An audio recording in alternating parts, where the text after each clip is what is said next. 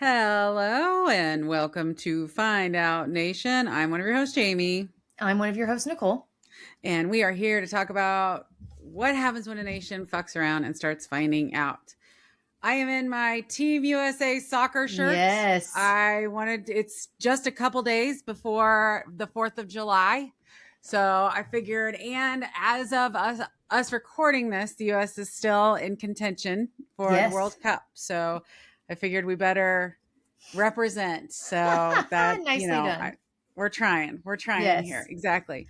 All right, Nicole, countdowns. Yes. And now that we're only posting every other week, I feel like the countdown should be like flying, right? Yes. All Yes. right. So 123 days to the midterms. Sweet. I know.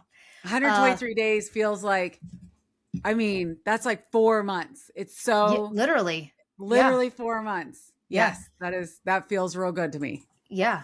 And then, 528 days into this administration. Okay, so that's like 2 years for sure into the administration. And we are 124 days into the war with Iran. So, Since we're still randomly bombing, not bombing, drones, whatever the fuck we're doing. Yes. And I don't know if you heard, so we could start with this really quick. I know we didn't talk about it on our list of things, but I was reading today that I guess JD Vance, was it JD Vance that made I think it was JD Vance that made a comment that Trump said, "Oh, we need our envoy to delay completing negotiations with them until the world's oil reserves are built back up, and then we can come back with what?" Because theoretically what there's, so first of all, I guess the Iranian supreme leader that we killed in the raids, his funeral is July 9th. So in about a week from today. And Iran is like, you better fucking respect our ceasefire on that day. Of all days, you and the Zionists in Israel need to make sure that you do not bomb us that day, or there will be all hell to pay. Oh, Jesus. And so, which I thought was like a very different tone than what we're hearing from the Trump administration, which is conversations are going well, negotiations are going good, talks are great, blah, blah, blah. Especially when Trump is like intentionally delaying getting done with these talks because his intention is to build up our oil reserves, give relief to gas prices, and then start bombing the country again, is what it sounds like. So, yeah, good times. I think continuing to count down until we actually have a fucking agreement in place is a very wise decision, I guess, is my point to you, Miss Nicole. Yeah, and like we pulled all of our people home. Yeah, exactly right. Exactly right. So, okay. Well, as mentioned, we are getting ready to celebrate the 4th of July. I know you and I talked about this last night when we were supporting our local Kansas City Royals. Go Royals, who lost miserably, but they tried. So good for them. However, we were talking about this last night, and so I wanted to bring it up on the podcast today. Over the weekend, I watched the documentary on Netflix called The American Experiment. It's 9 episodes, I think. And it basically starts like from colonists living in the Americas, still run by Britain, all the way through the Revolutionary War. And then after the Revolutionary War, us being the first country to ever want to be completely governed by the people. This is a totally new concept, which I don't think ever really resonated with me, how radical that is. Being an American and creating your own government, and how perilous it was at the time. Anyway, I highly recommend you go watch it, because then it goes through like the Continental Congress and how crazy it was that we ended up with like 2 senators for every state, but the House is like designed by population, and like they went back and forth on those decisions, and small states and big states, and like all of that is very, like, that was so much a part of the conversation early on. Yeah, were small states and big states, and states' rights and federalist rights, and et cetera, et cetera. And it really highlighted the places that Federalists believed in what the federal government should do and then what the states should do. And it just gave a totally different perspective. But it also really, like, one of the points that they made was that laws are intended to be made slowly because you should have all these checks and balances in the system that check everything. So, like, ruling by executive order, which they didn't say this, but it highlighted to me, like, a president ruling by executive order is not the intention. And so we're going to talk this week about some of the Supreme Court rulings on some of these executive orders. And it very much highlighted, like, this was the intention, was that all the branches of government are it's designed to be hard to make laws and to change laws, because most of the laws that are created were created by the people.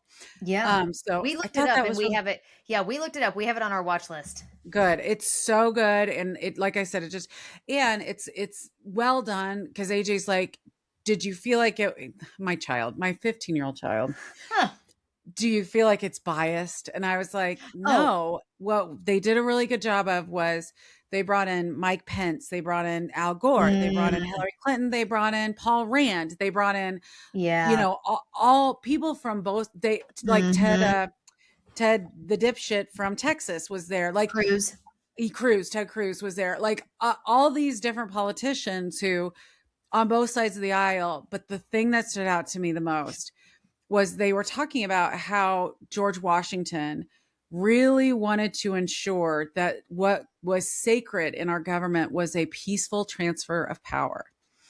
Mike Pence, and I told this to you tonight, so I'm not telling you anything I haven't already told you, but I just want to really highlight it for this podcast. Mike Pence was talking about how when Al Gore lost to George Bush, and there were even states that were in contention. Like, it wasn't just a cut and dry. And so Al Gore could have fought it. And Mike Pence goes, I really had to respect that Al Gore's like, it's worth the peaceful transfer of power in this government to ensure that the government continues to run as it should.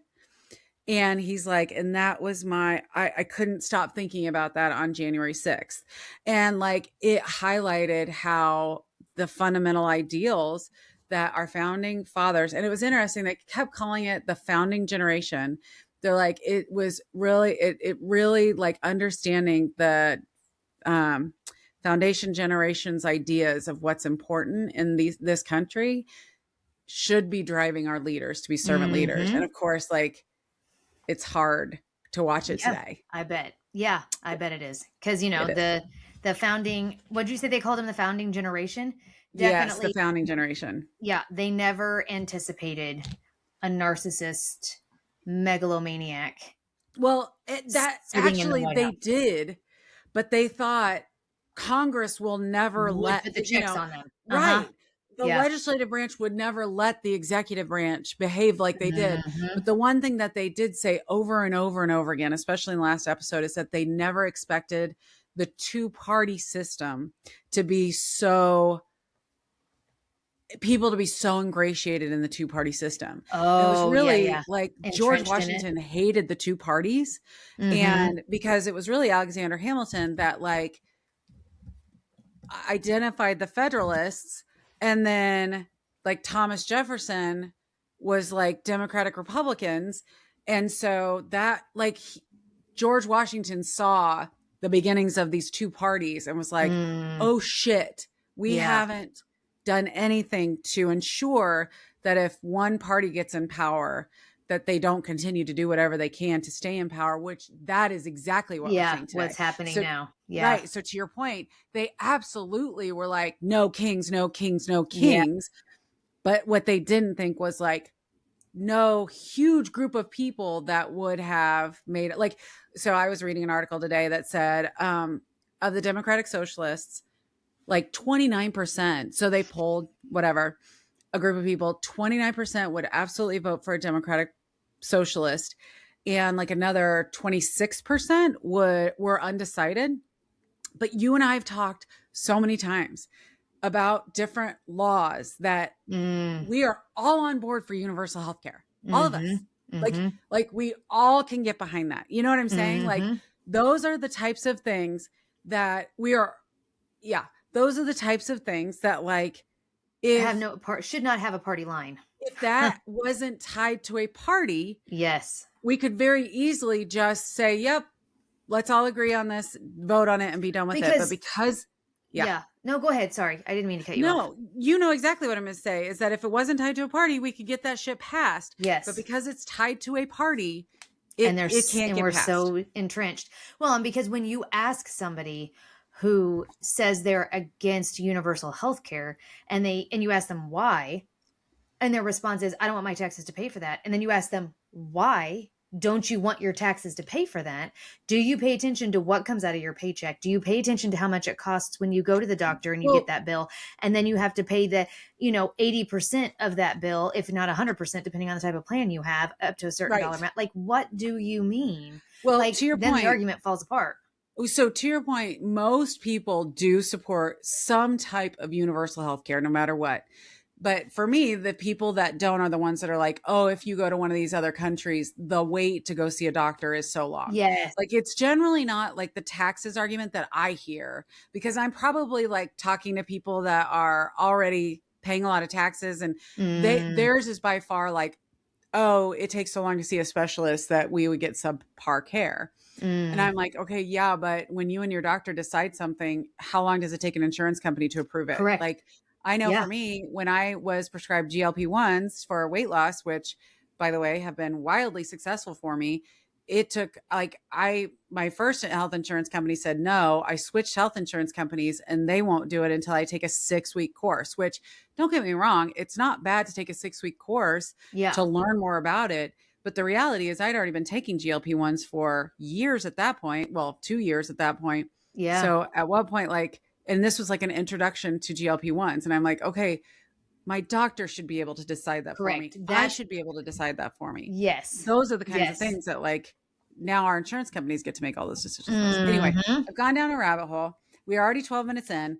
Apologize for doing that. But I did want to just really, really, really encourage our viewers, all 3 of you that we love so much.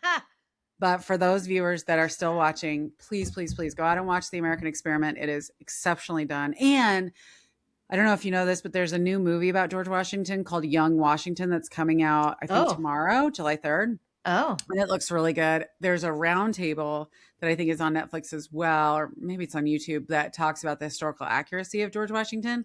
And so watching those side by side has been really illuminating to me. So I just want to put it out there. Okay, nice. Okay. So speaking of our country turning 250 years old, which, by the way, my husband is so funny because he obviously is a very intelligent person, very knowledgeable about things. And, we signed our Declaration of Independence in 1776, but we continued, that was at that point us declaring war. And then we still had to fight the war and win. Yeah.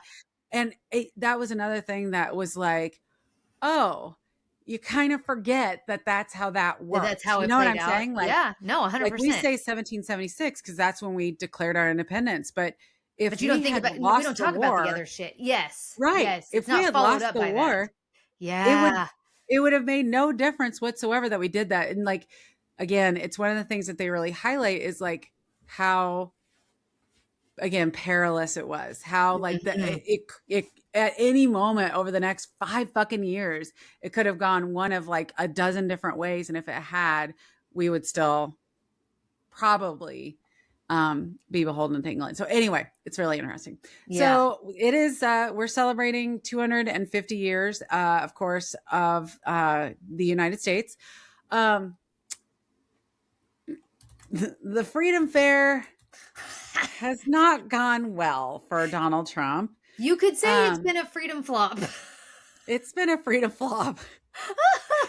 Yeah. So right away, we knew, you and I reported weeks ago that a bunch of people had dropped out. The one that was going to continue to perform was Vanilla Ice. He felt that he was performing to celebrate America and bring people together, even though, which is hilarious. Yeah. He was scheduled to perform last Friday. They say it was because of the weather that they canceled. But the 12 people that they had to usher out of the thing, it seems like maybe it was to save face. Well, because it was like, it did rain. I will say it did rain that night. Yeah. But there weren't storms. There wasn't lightning. There wasn't thunder. So I'm like, it wasn't like some of the weather we were getting here when they had to cancel Fan Fest for FIFA. Yes. You know what I mean? Because it was lightning and torrential freaking downpours. Like, yes. Yeah.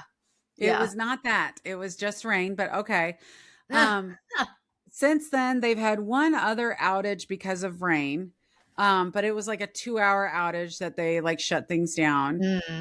All of the pictures. So Trump and his team keep touting how many people they've said that there is in the first 3 days been 150,000 people that came, but like USA Today went, a bunch of like individual reporters went. I think CNN sent a reporter, and all the pictures are like, there's a Jordan Klepper reel on YouTube that I'm dying to watch because I can only imagine. I bet it's hilarious. Yeah. Right. But I mean, there's like nobody there. They have pictures of people performing, and people are like, is that the sound check? And they're like, no, dude, that's them. That's the performance.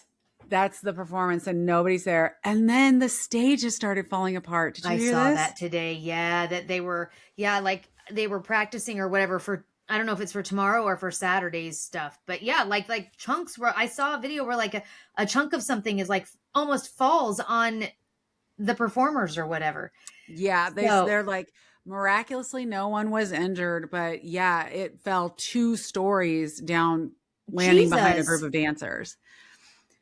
Yeah. So it's like, it's so a mess. Who did Trump get to build this? Like it's just so typical of the shit that Trump does, right? Yeah. Well, did you see the pictures of the mock Arc de Trump? I've seen the pictures at the fair. I haven't seen the ones at the fair. No. Is it glorious? Oh no, it's hideous. But what's funny is that there's pictures where people have gotten up close.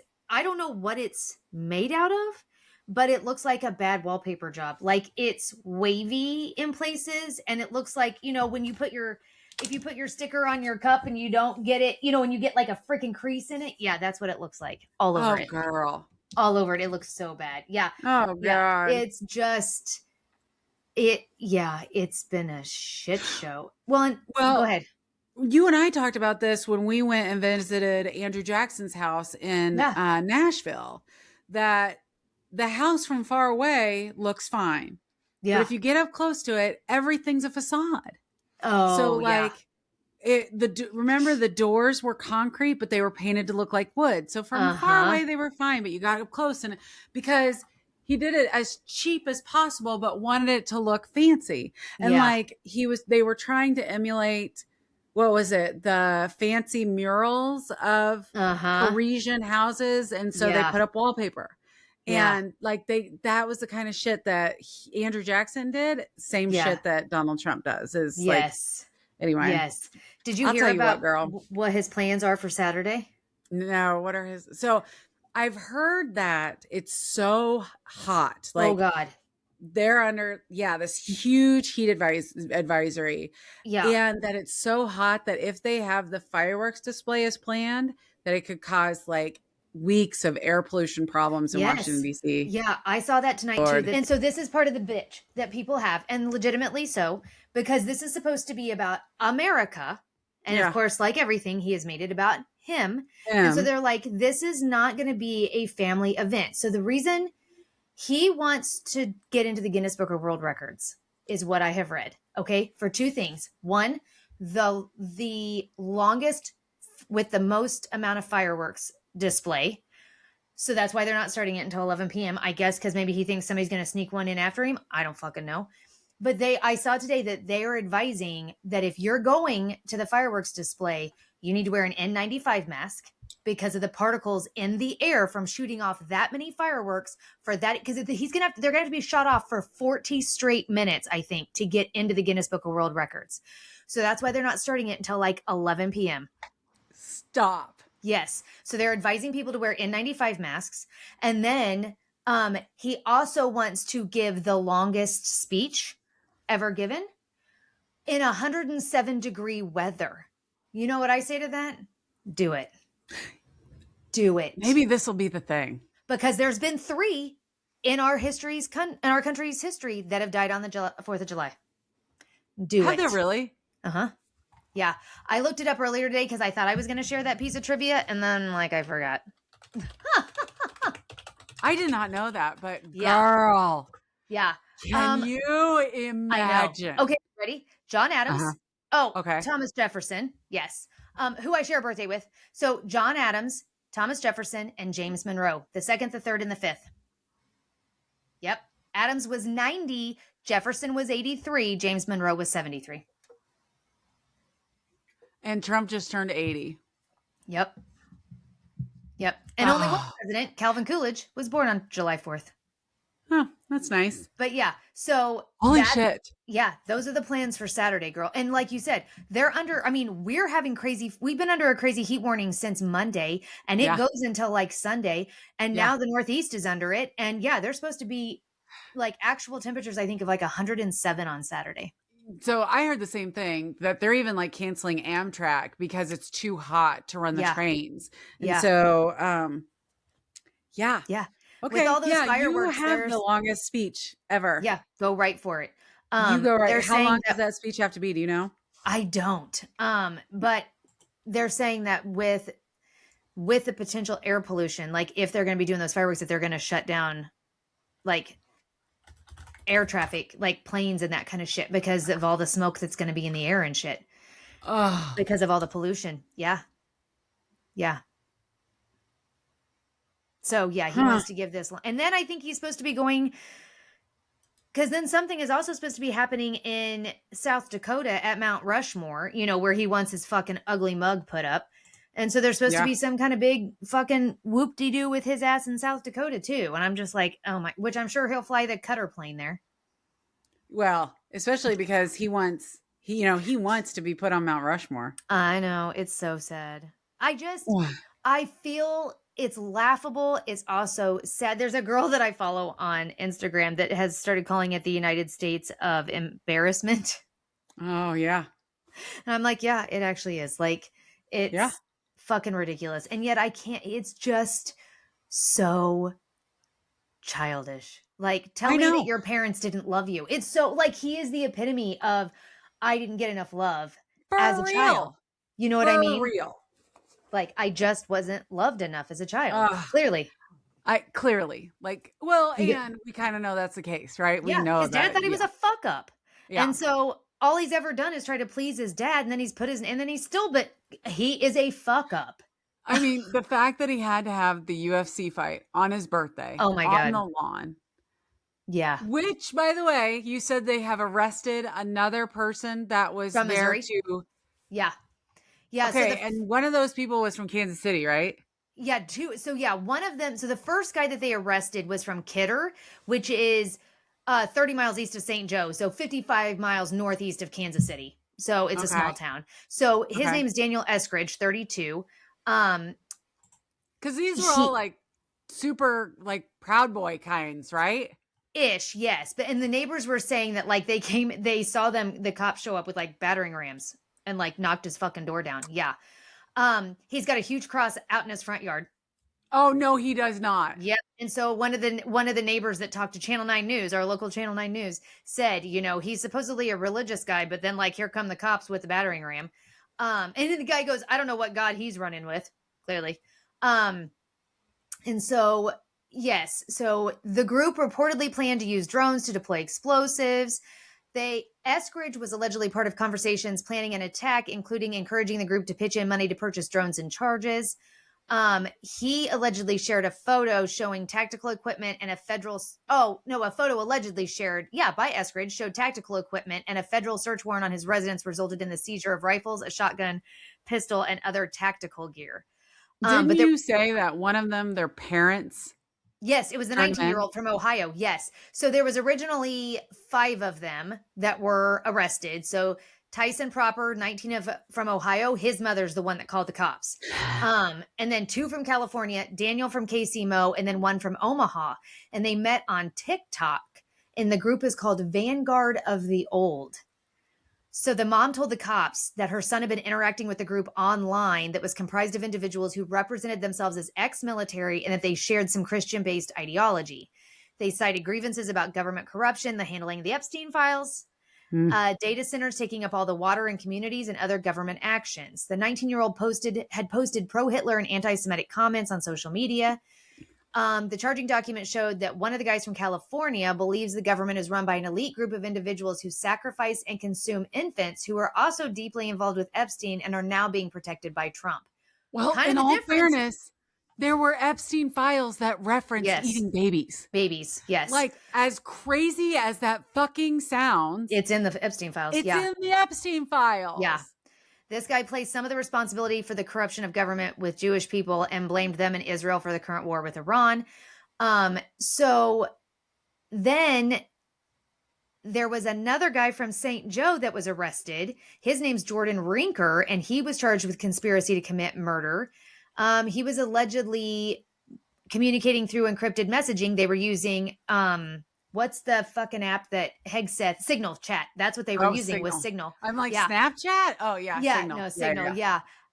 They were discussing plans involving drones, explosives, and armed attackers, targeting crowds and high-profile government officials attending the UFC event. Federal investigators for the case connected Rinker, which is the guy from St. Joe, with a username on the app, adding that he discussed building drones that carried payloads. Court documents added that he accepted $1,200, a 3D printer, and tactical gear from the suspect in Omaha. Agents discovered firearms, ballistic gear, night vision equipment, multiple 3D printers, and 3D printed gun parts. Yeah, but that's what these guys do. Like they all have this stockpile. And yes, so here's the other scary part, and then we can be done with this if you want. But the affidavit referenced discussions on the chat about potentially targeting future events in Missouri. It mentioned in one conversation a reference to a FIFA World Cup match that is being held at Arrowhead tomorrow as something that they could attack. And then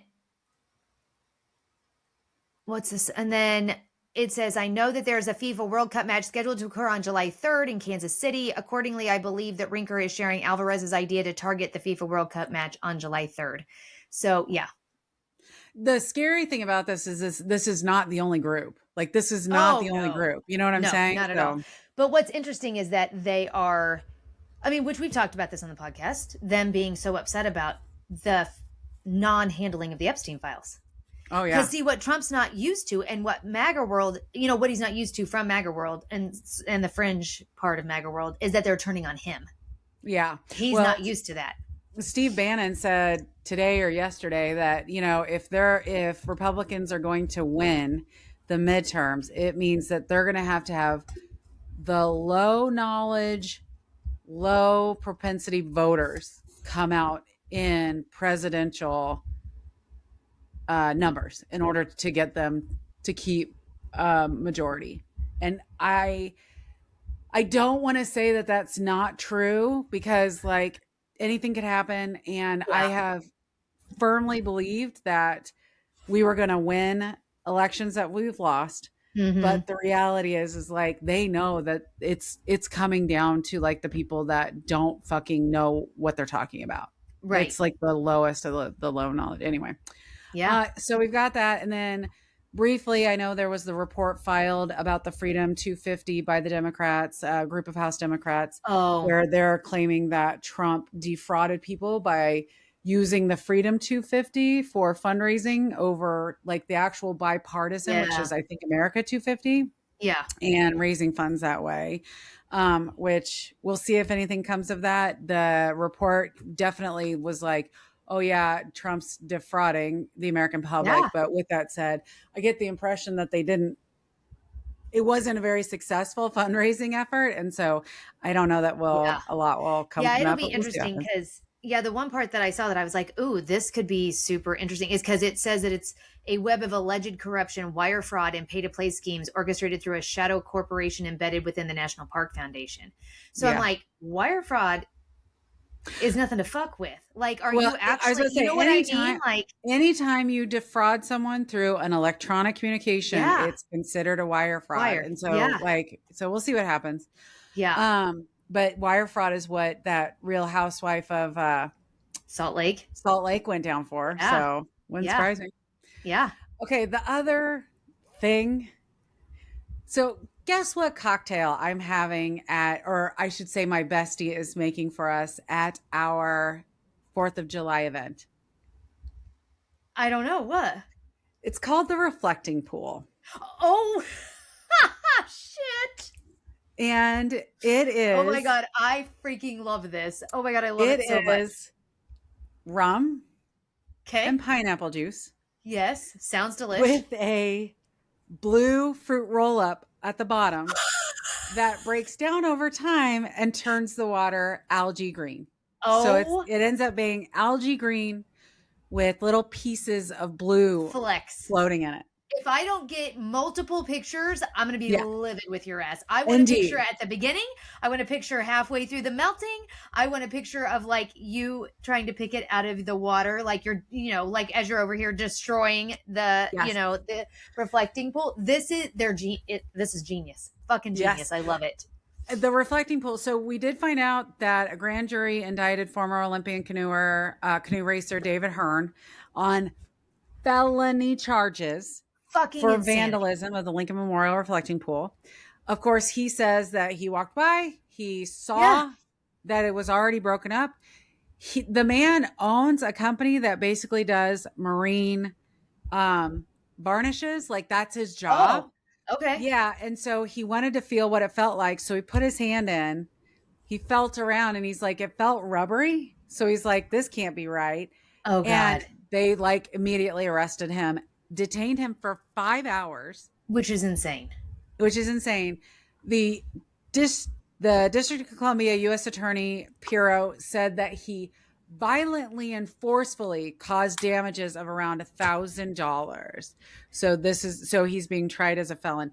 Another 6 people have been arrested for misdemeanors. I can't imagine a world in which where this is going to amount to anything. Every single one of their attorneys should be able to go back and pull up Trump talking about how you can't even cut it with a knife.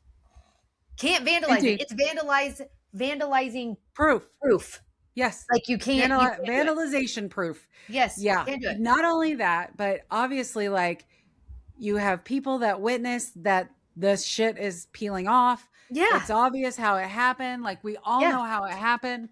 So. And again, the whole, they can request subpoena for the records of the goddamn no bid contract that his buddy got to do the fucking work, and how the project total ballooned and swelled well above what it was originally supposed to pay or supposed to cost. Well, and I bet if you brought him in and we're like, hey, this happened, he'd be like, yeah, you dumped a bunch of hydrogen peroxide and it ate up the lining.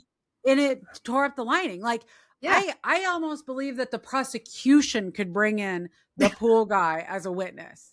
Because if it was me and my company, I'd be so fucking pissed, right? Mm-hmm. Like, absolutely not. I didn't know you're going to dump hydrogen peroxide on this pool, for fuck's sake. Yeah. It's insane. Okay. I want to talk about another big arrest that happened this week because I will say you and we oftentimes talk about how bad the right-wing media is, but I was a little disappointed in the left-wing media today. Oh. So Air Force Major Jason Watson, who is in the U.S. Air Force, he was arrested for giving a speech where he called for the impeachment and removal of Trump and J.D. Vance. He basically gave this speech on the steps of the Capitol building. Democratic Representative Al Green of Texas was there. The U.S. Capitol Police arrested him. And it was like very much a Facebook and TikTok headline that was like, DC police arrest this guy for calling for his impeachment. And I will tell you that what Capitol Police came back and said was that, listen, there's a law that says you can't protest on the steps of the Capitol unless you are escorted by a congressman. If you're escorted by a congressman, you can whatever. But if you're not escorted by the congressman, there are other places near the Capitol building that are designed for protest, but there is a law because I guess what it can do, people would create protests that were so large that then people couldn't go into the Capitol building and do their job. Exactly. And so it was like, there's a specific law that says you can't protest here. Instead, they're designated places. And all the left-wing media like kind of left that out, right? And we're like, oh, Trump's arresting this guy. At least that's how I took it. That's how Mark took it, was like, but wasn't he please without arrest green? this guy for calling for an impeachment. And that wasn't the case. So anyway, what were you saying? Wasn't he without green? Like, wasn't he being escorted without green? Attended, but he wasn't his. Oh, they weren't like, okay. So the guy said that someone else had taken him there and then left. And you can't do that. You have to have somebody that's with you at all times. And I guess Al Green wasn't the one that was like his sponsor or whatever. So it was like a convoluted story. The Capitol Police came back and were like, yeah, we're not going to press charges. We just had to tell the guy, sorry, you can't protest here. Right. You have to go to this other place to protest. So anyway, I thought that was something worth like noting, that if you hear this headline that, this guy was arrested because he called for the impeachment of Trump, that's not why he was arrested. He was arrested because he was protesting where he's not supposed to. And there is like this whole like Uniform Code of Military Justice, which criminalize. So like there is something in place that he might get in trouble anyway for calling for both Trump and JD Vance to be impeached. Yeah. That's a possibility, especially because you're not supposed to like protest wearing your uniform. Right. So 100% like things might happen, but at least the DC Attorney General said, we're not going to pursue charges. It's not that big a deal. Just don't protest on the steps. So anyway, I just wanted to talk about you can totally run up the steps of the Capitol, knock a hole in a window, and then wipe your own shit on the walls if you want. Done. Yes, totally can do that. 100%. Indeed. And oh my God. Call for the guillotine for... Yes, the hanging of the vice president. The vice president. And you can do all that. If we want to get real crazy with it, like his little protest in his uniform is the least that's happened on those Capitol steps. 100%. 100%. But no, that's interesting because I'd seen it on Facebook and stuff, but I didn't realize that's why he was being arrested. And so, okay. Because they totally made it seem like it was just like they were infringing on his right to peaceful protest. And we are not. So watching that stupid The American Experiment, it really highlighted how important a free and unbiased media is. And it's so disappointing now that to see, like, I've always been impressed with the fact that even like CNN, as much as we know they're left leaning, like they choose to highlight stories that depict the current administration in a negative light. We know that they're not making stuff up in general, that the things that they're reporting on are going to be accurate. Right. And that at the end of the day, like, if the left does something absolutely fucking crazy, they're generally going to report on that too. Yeah. You know what I'm saying? So in general, like I always know left-wing media, I've been proud of the fact that at least they're not just fucking making shit up. Right. But in this case, and this wasn't CNN that did that, but I'm saying like, I want to make sure our left-wing headlines reflect reality. So anyway. Yes. Yeah. Okay. Speaking of reality. Yeah. What the fuck's happened to Mitch McConnell? Girl.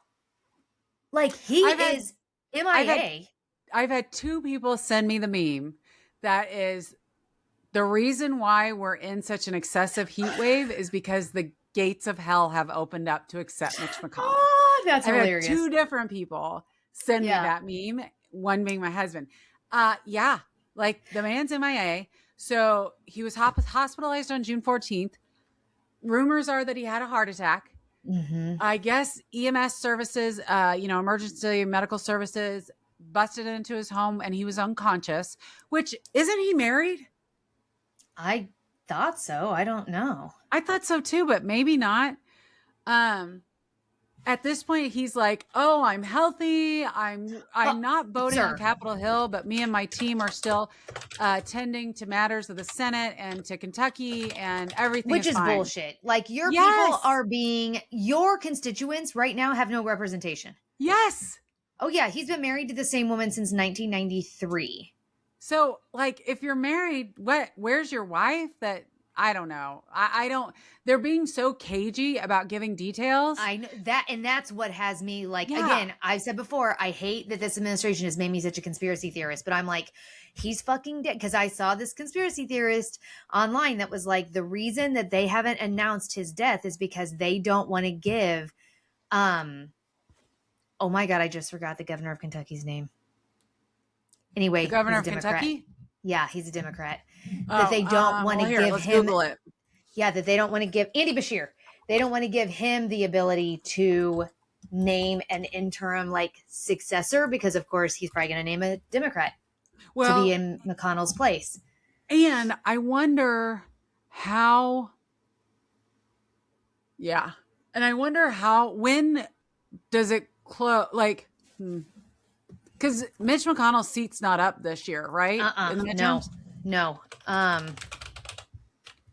His term is up January 3rd of 2027. So, and he's not seeking re-election. So yeah, then they've got to vote on it in November, right?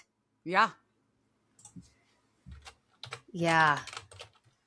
So this person online was like, that's the whole reason why they're not announcing his death is because they don't want Andy Bashir to be able to put a temporary replacement in there. Yeah. Well, I mean, in all fairness, like I don't at this point. So the big things that Senate and House are still voting on are like the SAVE Act and that we talked about it last podcast. And Representative Tom Tillis came out and said the SAFE Act is dead. Even if we could get the 60 votes that we need to get it to pass, which is unlikely, we cannot get any of the restrictions put in place. In his state, he's like, it took us a year to be able to put any type of voter validation in place. And it was a mess the first year. So, I mean, he said the SAVE Act is all but dead because they just couldn't get it in. So at this point, I'm not sure. I can understand the thought process there, but I also am like, it's not like Mitch McConnell's not there to vote anyway. And even if he was, it's not like would make it wouldn't make a difference. Exactly right. So anyway, all right. Yeah. So he's still that's MIA. weird. Yeah. Mitch McConnell, who knows? And then the Supreme Court has been busy recently. Oh my God, all their rulings. Yeah. I know. So for those of you which in all fairness, like a couple of these rulings, I'm not hating. So for those of you who might remember on day one of Trump's second term, he tried to issue an executive order that basically said the federal government will no longer consider anybody born in the U.S. to be a citizen if neither of their parents were citizens. So if like I'm married to Mark and I'm not a U.S. citizen, but I come to the U.S. and have a baby, then that baby is a U.S. born citizen. But otherwise, like Barron Trump, right? But otherwise, none of us are U.S. born citizens if our parents weren't born here too, which so clearly flies in the fucking face of the 14th Amendment. 14th Amendment, yes. I mean, it just is so wildly, and so. They finally, so the Supreme Court came back and said, listen, and in all fairness, and again, kudos to them for making this ruling. They're like, no, you can't just make an executive order that overturns an amendment. But what makes me crazy is that it wasn't fucking unanimous. Clarence fucking Thomas. The whole goddamn reason we have the 14th Amendment is because of the slaves. Yes. Oh, yeah. This is why we have the 14th Amendment, Clarence Thomas. And yet you were a dissenter on this ruling. How is this not 9-0? How is it not 9-0? It makes me needs to be impeached. Like so if there was ever an example of where a Supreme Court judge should be impeached, like the whole purpose of the Supreme Court is to make determinations on whether the laws and actions of our executive and legislative branch follow the Constitution. Yes, that's their whole fucking reason for existing. And it was a 5-4 decision if I remember right? Yeah. Mm. So 4 of these motherfuckers. I think it was 6-3, but I could be wrong on that too. Okay.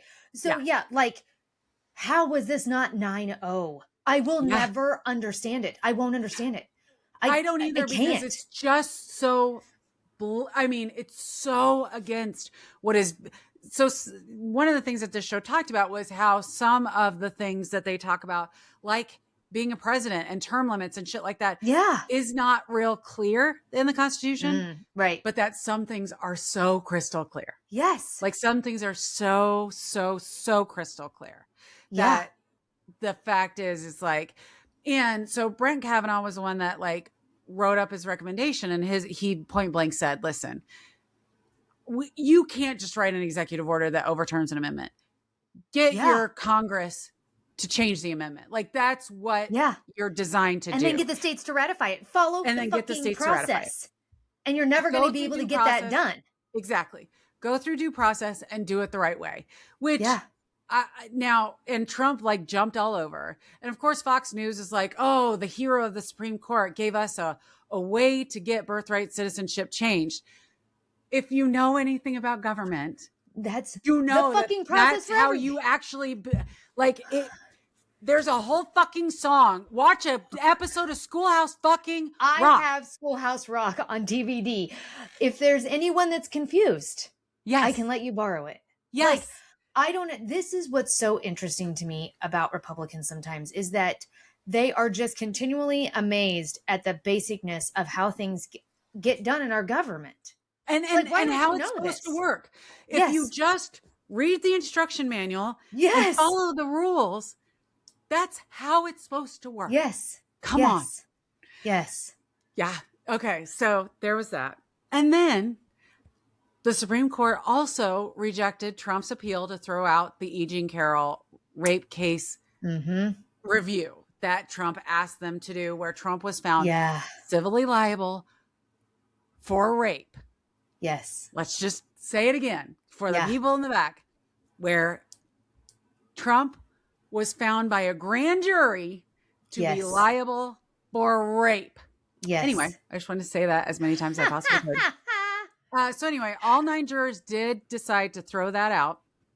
Trump, of course, wants to ask them again to let's delay the payout of E. Jean Carroll's $5 million so that I can really, really ask you to review it. Yes. And E. Jean Carroll's lawyers have come out and been like, no, you owe the money. It's time to pay up. Pay it now, bitch. And you owe on the $5 million another $800,000 of interest, which I just love that she's charging him interest. Oh, I think it's fucking hilarious. But after the announcement that came out about all the money that he made on crypto so far in his presidency, he's got the money apparently to pay it. So fucking pay it. $500 million. Yeah. But if he pays it, but if he pays this, he's admitting it's done. What he did. That's right. It's done. There's nothing else you can do. Yep. And so to your point, so the next one that I think he still has outstanding that he has on appeal is the $83 million defamation lawsuit. That's the one that I'm dying for. Yes. This one, $5 million is nothing, right? Like this woman is 82 years old. She doesn't need the money, clearly. Right. She's going to take that money and hopefully donate it to a organization that deals with people that like are sexually assaulted, right? Yes. Like, hopefully that's what she does. Yeah. But $83 million? Yeah, I love it. Now, supposedly Trump has it all, so whatever. But God, I really would love to see him pay that out to her. Yes, me too. Me too.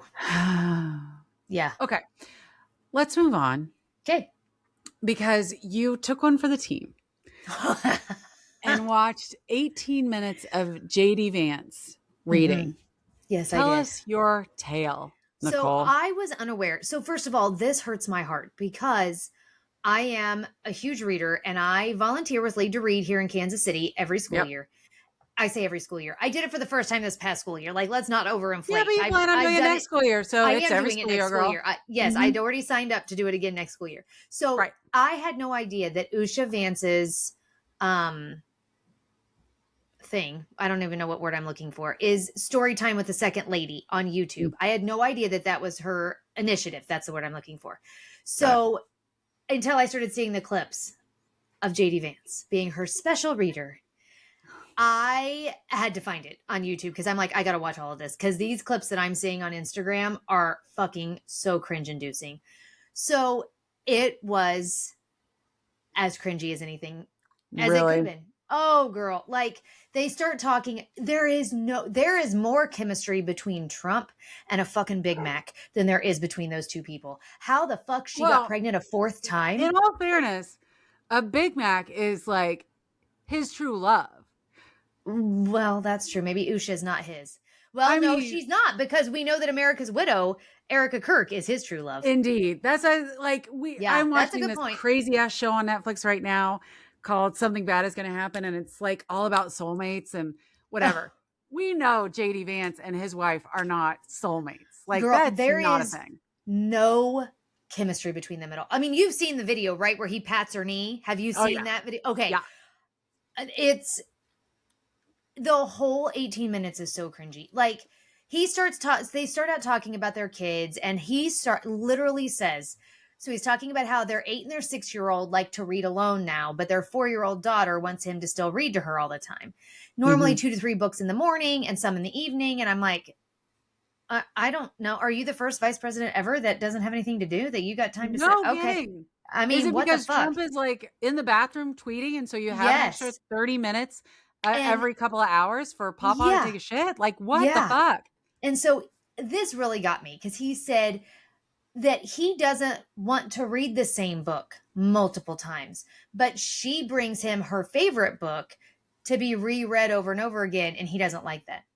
Guess what? It's not about you. Yeah. If she has found a book at 4 that she is engaged in, you will read that fucker till the papers are rice paper thin. It doesn't fucking matter. You read to her. You read her what she brings you.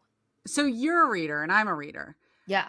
I will, like, right now, my mother just gave me the Frozen River, I think it's called. And so like, I'll introduce new books, but I always like go back to some of my favorites and reread them over and over again. Yeah. Do you ever do that? Or is that just anything? Yeah, no, I That's will. What I thought. Like, I know people that are like, if I'm not, anyway.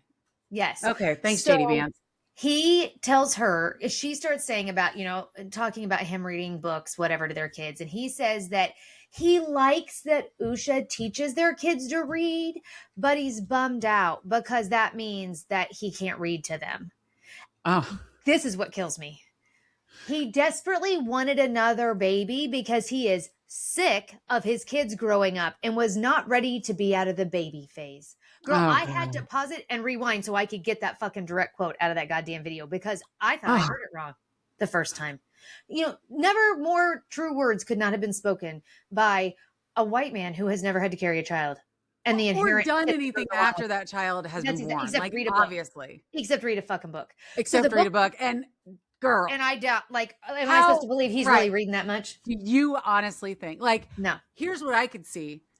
Oh, let me pull up Audible, play the book as an audiobook while I sit here and play my Wordle for the day. Like, exactly. That's what he's doing. Yes. And so then, like, he read Winnie the Pooh. He read one of the Winnie the Pooh books. And he starts talking about how this book is so confusing because, in the book, the dad is reading to Christopher Robin, and the story that the dad is telling about Winnie the Pooh and Christopher Robin, it becomes a story about the two of them together. So the dad is telling a story to Christopher Robin about him and Winnie the Pooh. Okay. And I'm like, that's not it's a story within a story. It's not. Yeah, it's not that complicated. Confusing. Because then he gets done reading, and then he starts talking about how he makes up stories with their kids, and their stories are 99 chapters long, and they're on like chapter 30 something, and they're always wanting to make new, there's new and bigger things they get into. And I'm like, you're trying too hard to be the perfect parent here, and I can't fucking get behind it. But when the editing, I would love to see the raw footage of this before they edited it, because it was obvious that somebody had to have been in her ear at different times saying, we need you to smile. We need you to smile. Because she's just looking at him. And like, he's reading, and then you'll see her smile. And like, they never looked at the right camera. There's like a camera here that most of the whole thing is what you're looking at straight on. But then there's a camera off to either side of them, and they're both looking at the wrong camera. Oh God. It was. Good Lord. Yeah. I was like, that's the one and only time reading with a second lady. But I did take one for the team because I had to watch the whole like inability to have any kind of chemistry whatsoever. Well, and you heard the, was it the anniversary post that he wrote about her where he's like, for 14 years and almost 4 babies later, and everyone's like, oh, so you're willing to admit that you don't have a fourth baby yet. That's not right. That's hilarious. Did you see that? I hadn't seen that. Oh yeah. So JD Vance, so of course this is all over social media, but I think it was a twat. Of course. Let me see. X about almost a fourth baby. Let's see, what does it say? 12 years and almost 4 kids later, critics accused him of his pro-life hypocrisy, arguing that the almost 4 kids phrasing contradicts his anti-abortion stance of implying a fetus is not a person. Oh my God. Bitch. I love that. Right. Yeah. That's hilarious. Yeah. I know. It's typical. That's a typical Republican hypocrisy that we hear about all the time. Yeah. Yeah. So yeah, that was reading with the second lady. Okay. Well, thank you for that. That was enjoyable. I'll tell you, I was struggling this week because, and we've gone down to one every other week. There's not a lot going on. There's the SAVE Act is dead. We're in these talks. And they're on recess now, right? Iran. They're all on summer recess. Just not a lot is going on. And so these little anecdotal stories are what's keeping me on. The other thing that I have to say is just keeping me alive is, and you and I talked about this last night, are all these like Europeans or people from different countries that are here for the World Cup, and the excitement that they have, as well as the love that they have for the different cities. And I will tell you, so we live in Kansas City. It has been awesome. So, the Netherlands had a big orange walk through the city. Yeah. It was like the biggest orange walk that they have had. It was like 30 some odd thousand people. It was crazy. Yes. And like people talking about Buc-ee's and ranch dressing and cups with ice and free refills. Yes. And all the different foods. And like air conditioning. Yes. But even beyond that, like the stories of, so there was a local man who had befriended some people that were going to one of the games at Arrowhead, and they were planning on riding the bus, but they had a lot of like anxiety around riding the bus. So the man's like, I'll drive you. And they're like, but you don't have a ticket. And he's like, it's fine. I'll drive you. And then you can walk in. And like, he drove them, and they're like, nobody would ever do that. Like, that's such a Midwestern. Yeah. That's such a like friendly. And so Mark said, he's like, I'm seeing all these memes that are like, if it wasn't for world leaders telling you to hate each other, we would get along so well. I know. I saw 2 things. One I saw tonight, and I don't know what city they were in, but it was a whole bunch of England soccer fans that had gone to an MLB game, and they were like, they have no idea what's happening, but they are in it. Like they are like so into it. Like they have no idea what the hell's happening. And I saw a meme similar to what Mark's talking about, but it said like, this feels like when the cousins finally get together, when they're old enough to get together without the parents who hate each other. It's like all the cousins that have gone together and are hanging out. A giant sleepover. I saw that too. Yes. Yeah. So I'm like, yeah, that's really cute. So I will say that like, I wasn't super into the big World Cup stuff. I'm like, whatever. We didn't go to Fan Fest. I looked at tickets in like the games early on were like $500 tickets. So I was like, that's a little too much. Like, but I will say that like, it really gives you a lot of positivity and hope about the state of our world, that we're more alike than we are different. So anyway. Yes. Yes. I really enjoyed that. I think that's awesome. That's my happy ending for the evening. Yes. Thank you. I know we were going to talk about the Texas school, the new required reading for Texas schools. Yeah. Let's do that next week, because if it's anything like this week, we might not have anything to talk about. True. I'll move it for 2 weeks on our next podcast. So I'll move that to our next podcast, because I don't think there's a lot of urgency in that story, or just it's happening. So we can just talk about it. And hatred. Exactly. Yeah. So, yes. Okay. So let's move on, if you're okay with it, to our happy ending. Happy ending? Yes. So I'm going to tell you up front that the reason I picked this is because of a story you told me about your father. Okay. The person in this story doesn't have any, but it's just what the story is about. And that's why I picked this story. So this story, I thought I remembered where it was coming out of, and now I don't. Doesn't matter. It's out of the US. We'll get there. So Daniel Allen would always tell this story to his sons about the best car that he ever owned, and that it was a 1969 Mustang Mach 1, and he had to trade it in order to support the kids. So, after returning from several tours of war in Vietnam, he bought a white Mustang Mach 1 with a black hood and red stripes. It was a 4-speed manual. He took his future wife Diana out on their first date in it and drove it right on board the ferry where he proposed to her. And it said, yet as their first child soon made way for a second, third, and so on, he traded the car for something more practical. Yeah. So Shane Allen, the youngest of Daniel's sons, happened to grow up with a fondness for classic cars as well, and the two bonded over their shared interest. So his dad would always reminisce about that car. As it would happen earlier this year, Shane spotted a white Mach 1 from 1969, just like his father had always described it. He jumped at the opportunity to fulfill his dad's dream of climbing back behind that same wheel. That's so awesome. He traded his own restored Mustang GT in order to buy his dad this car, and then gave it to him for Father's Day. Oh, that's awesome. And I thought about your story. You told me about your dad and his favorite car that he ever had and stuff. And I was like, oh my God, that's so cute. Yes. That's awesome. I love that. Yeah. So, and you all know that Mark has agreed to take the hit to get the family car because he has. Because I want a convertible next. So he's gonna drive whatever the family car is. I love that. What a good guy. Because I want another convertible. I miss having a convertible. I had one when I lived in Seattle. Although if it's still going to be 107-degree days, fuck that. I don't know that I can do. The top down and the AC on and like. Oh, geez, that's rough. But regardless, yes, Mark has agreed that he's going to take the next family car. So what a good guy. Yeah, but I love that. That's awesome. Yeah. Especially because like your favorite car, like I don't know. I remember my favorite car. You probably know your favorite car. Yeah, it was my Bonneville. Was it? Oh my fucking God. I love that goddamn Bonneville. And that's what I had when we had Riley. Yeah. I drove that fucker till it was worthless. Yeah. I loved the shit out of that car. Yeah. I had I loved my convertible, but it ended up betraying me in the end.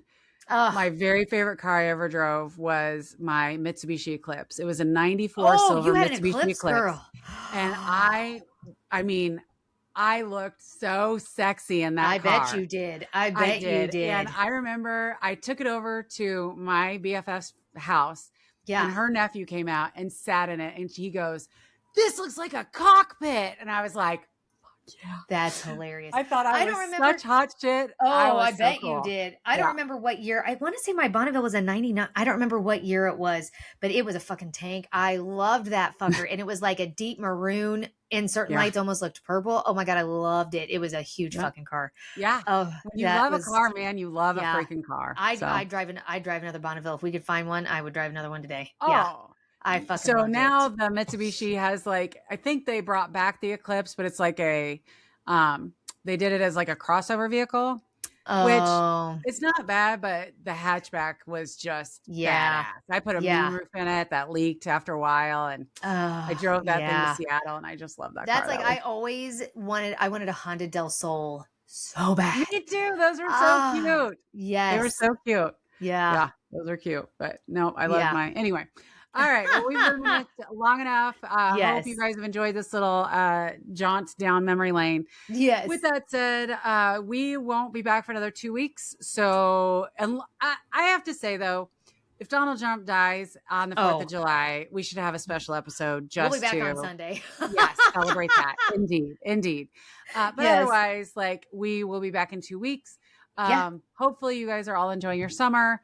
I know we have been crazy busy here. So definitely I'm looking forward to a lazier end of the summer because the beginning of the summer has been a little crazy. Yes, indeed. Yeah.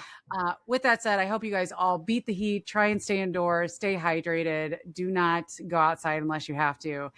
And if you're going to be outside at the big fireworks, wear your N95 masks. Yes, 100%. Right. Oh my God. Indeed. With that said, if you don't mind liking and subscribing and following this channel, that would be great. Otherwise, of course, that we have an audio podcast as well as our YouTube podcast. So hopefully you have enjoyed this so far. With that said, we hope you have a fabulous weekend and we love you. Goodbye. Bye.